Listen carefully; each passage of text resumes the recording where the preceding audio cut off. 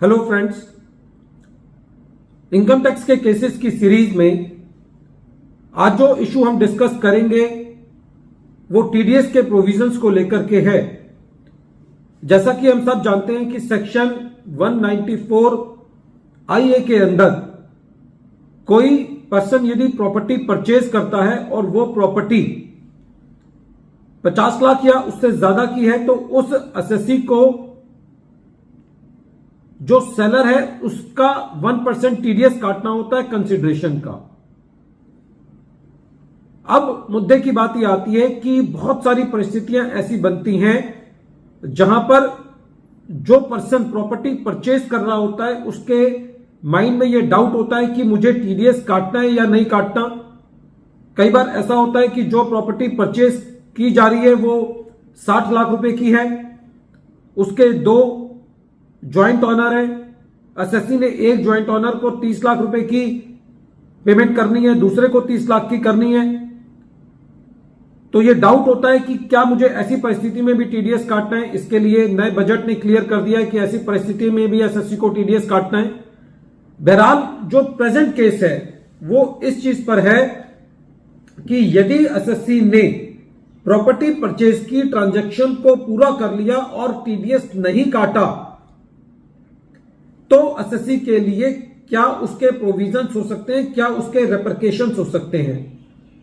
यही चीज अहमदाबाद आईटीआईटी की ए बेंच ने अपने case Keshav Priya corporation private limited versus additional commissioner of income tax के केस में डिसाइड की।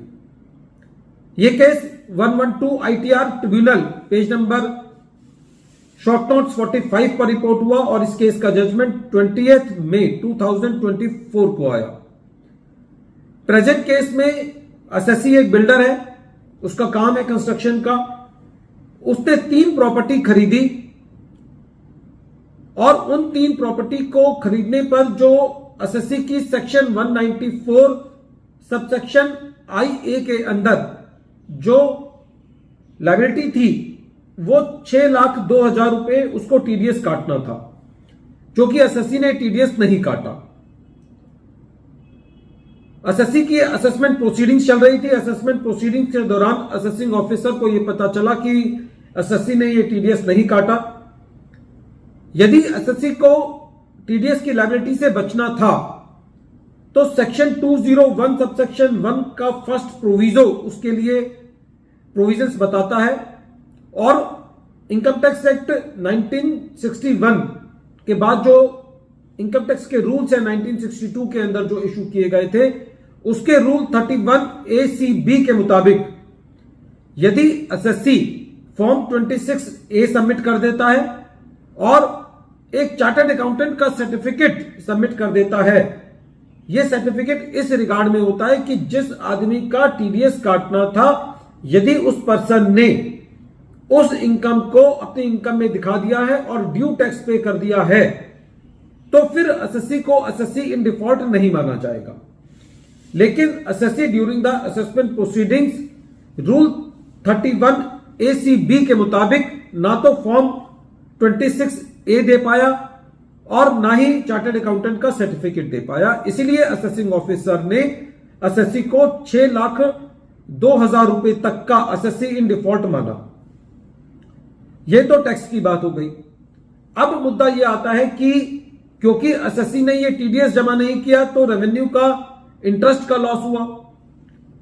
तो इस केस में रेवेन्यू का सर्कुलर है जो कि सर्कुलर नंबर 275 है, 275/2001/95 डेटेड 29 जनवरी 1997 और एक सुप्रीम कोर्ट का जजमेंट है Hindustan Coca Cola beverages private limited versus CIT जो कि 2007 का जजमेंट है और 163 taxman.com 355 पर रिपोर्ट हुआ, जिसके मुताबिक यदि एसएससी टीडीएस का डिफॉल्ट करता है, टीडीएस नहीं देता, एसएससी इन डिफॉल्ट है, तो जिस डेट पर जिसका टीडीएस काटा जाना था वो अपनी रिटर्न फाइल करता है उस डेट तक का इंटरेस्ट जो है वो एसएससी इन डिफॉल्ट को देना पड़ेगा। तो इस केस में सेक्शन 201 सबसेक्शन 1A के कैलकुलेशन के मुताबिक एसएससी के ऊपर 3,84,200 का इंटरेस्ट और बना। अब सेक्शन 271C पेनल्टी की बात करता है कि यदि हम टीडीएस काटना से एस्केप हो जाते हैं, बच जाते हैं या हम भूल जाते हैं तो एसएससी के ऊपर सेक्शन 271C की पेनल्टी भी लगाई जा सकती है।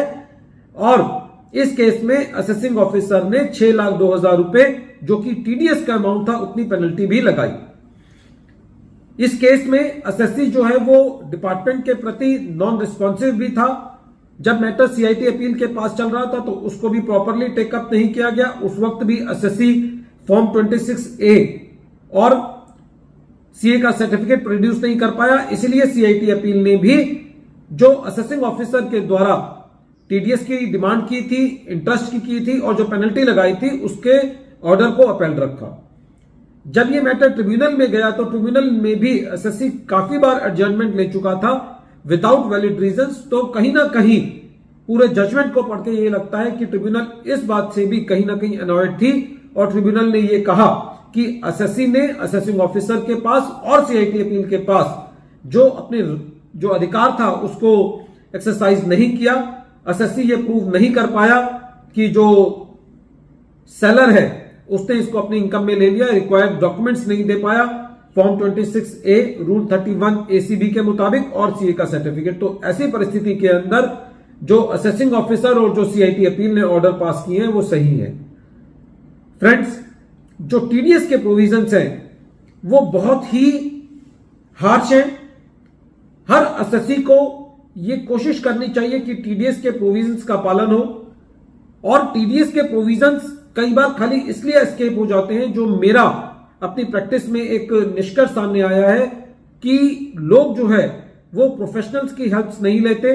और दूसरा एक और इशू देखने को यह मिला है कि क्योंकि टैक्स ऑडिट की लिमिट बढ़ाकर के 10 करोड़ रुपए कर दी गई है, तो काफी सारी इनकम टैक्स के मैटर्स जो हैं वो चार्टर्ड अकाउंटेंट के परव्यू से बाहर हो गए हैं।